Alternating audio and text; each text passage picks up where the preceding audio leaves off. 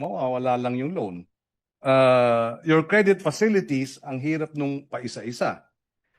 Mechanization, you give them a tractor, and yet who will maintain it because they are a paper association without extension services and without sustained support from the And the DA. maintenance of the equipment. Exactly. So, the absorption capacity of our farmers associations is very poor. And therefore, you may have all this training, which is well and good, but unless we are able to, the data is 96% of Thai farmers are cooperativized. In our case, it's 26. And the rest are? They're not in co-ops. They're subsistence farmers, kanya-kanya. Sila yung pinupuntahan ng mga trader at sinasabing 5 piso lang ang bibili namin sa inyo. Dahil wala silang power, wala silang, they're not empowered, they're not organized. In Taiwan, for example, I was just there the other week. For every extension worker, they are assigned 18 farmers. That's how grassroots the presence of extension services in Taiwan. I'm glad the good sponsor mentioned this because I recall in my first term, I had filed the bill on extension workers in agriculture. It was not enacted into law yet, if I'm not mistaken, unless I forget now. I don't think so. I don't think. Yes, we could revisit Yes. the possibility of supporting extension services. But even if we have not enacted into law, I am certain that the DA can do it through the ATI and Yes. have extension workers right now because our agriculture sector is in crisis. But they will need funding. Yes. And because of the level of organization of these farmers co-ops, it's really a huge task that needs the support. We want to bring back, as I said, the agriculture co-ops bureau, because right now nasa CDA yung mga agriculture farmers co-ops, dapat ibalik sa DA. There's always been that tug of war between the agriculture co-ops. Where do they belong? Yes. Is it under the DA or should it be under the CDA? But I will leave it at that. But one of my advocacies is really working closest to the people, and what better way to help train the farmers and know the peculiar and unique needs of every agriculture sector. Siyempre, iba yung needs ng Cordillera, iba yung amin sa Panay, iba rin sa Samar, iba sa Mindanao. So Yes. agriculture extension workers are really needed. And perhaps at the proper time, your office could provide us with the figures of how much RCEF funds were generated since the enactment of the law. Yes, we will do that. The distribution per sector, per province, per congressional district, and perhaps an impact study on like a performance audit on how the law and the RCEF funds in that area increase productivity, if so. Yes. So Yes. I would be happy to receive that information if Your Honor does not have it now, and I don't expect you to have all that information now. We will Okay. make sure that during our hearings and even in the budget hearings that we will raise these concerns Yes. and get the necessary information. Okay. Second, pardon me for this quite lengthy interpellation, but it's friendly interpellation for the education of We- everyone, including this representation. We appreciate the lengthy questions. Thank you.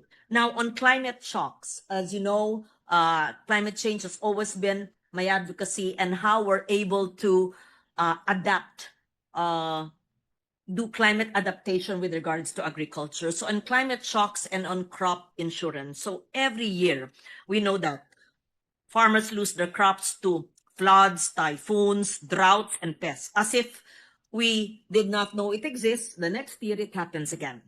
So when this happens, they're forced into debt, o utang.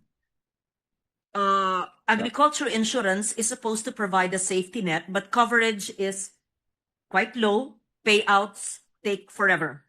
And many farmers see it as unreliable and not worth the trouble. And because you yourself mentioned about financial literacy or the lack of it, then it's not present. Insurance, what is that? How will they fill up the forms? How is it done? So there have been new approaches like index-based insurance, where the payouts are triggered automatically by rainfall or storm data. Or digital insurance linked to mobile phones could solve this, but these have yet to be scaled up.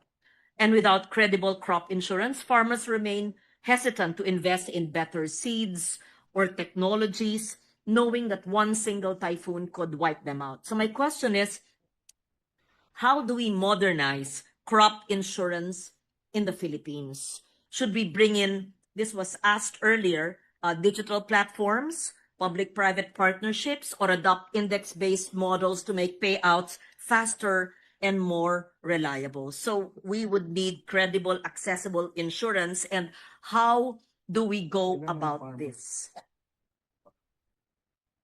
Yes, that's a very good question. In fact, I was just in Tuguegarao last Thursday, because the Philippine Crop Insurance Corporation distributed checks for crop insurance to farmers in Tuguegarao and neighboring towns of Cagayan, province of Cagayan, because of the typhoon. Yes. The last three typhoons. No? So the checks range from 20,000 to 27,000, and the recipients were rice farmers who own 2 or 3 hectares. But when I spoke with the president of the PCIC, it turns out, again, they have limited funds. In fact, the last time they had increases in their funding was during the time of President Aquino. So we are now in the midterms of President Marcos. So I think it's high time that perhaps in this budget deliberations or the next, that we increase the farmers' coverage. They're also only covering about 2.3, I understand correctly, farmers sa PC. ACPC? No, the Philippine Philippine Crop Insurance, Corporation. PTIC. Iba pa yung ACPC. Iba pa yung ACPC. Credit naman yun. Mhm. So how many? Okay. Philippine Crop. Okay, so based on the labor force survey, we have 8.8 farmers. Now, the Crop Insurance Corporation only covers about 2 million, a little over 2 million. So clearly, the bulk of farmers are not insured under the PCIC because of lack of funding. So we have to address the challenge of funding. Number 2, we are looking at other models of being able to service crop insurance payouts. How can we leverage? Again, in Thailand, crop insurance is basic. The cooperatives, because they're organized, they have federations of farmer co-ops. They can do bulk purchases of crop insurance sa private sector kasi malaki sila. Again, it goes back to if the farmers are organized, then it will be easier to deal with them as an organization, and they can leverage their size in terms of being able to get into private sector providing insurance for them. But it again boils down to building the capacity of your farmers and fisher folk. Senator Legarda mentioned that she's been here since 1998. The AFMA was 1997. Yes. And one of the 7 key interventions to address modernization of our agriculture and fisheries was organizing our farmers, capacitating them. And clearly, since 1997 up until today, with only 26% organized, we have a long way to go. We can see that there have been violations of this very important law, which has been here for 28 years. And you mentioned that. And another one is the implementation or the mapping of the SAFDC, the Strategic Agricultural Fisheries Development Zones, as part of the AFMA. I'd like, since you mentioned, it was going to be my last question, since you mentioned it, I'd like to know, have the SAFDCs already been completely mapped around the Philippines, all production areas for agro processing and market activities? Because when I spoke the former chair of agriculture during the previous Congress, the answer was in the negative, unless the consultants in the gallery then did not give the full advice. I'd like to know, has the DA, after 28 years of the 1997 law, finally completed the SAFDCs, and of what use is it to have agro-processing areas, production areas? It's like agriculture mapping for the whole country. Ruby? Yes, that is correct. The information relayed to us by our resource person from is that it has yet to be updated. That is, so the answer I got from the previous chair based on the DA was, it seemed like the law was ignored. Yeah. It is shocking, Mr. President, that laws are debated for weeks, months, years, enacted, unfunded or underfunded, and important provisions are simply not completely implemented.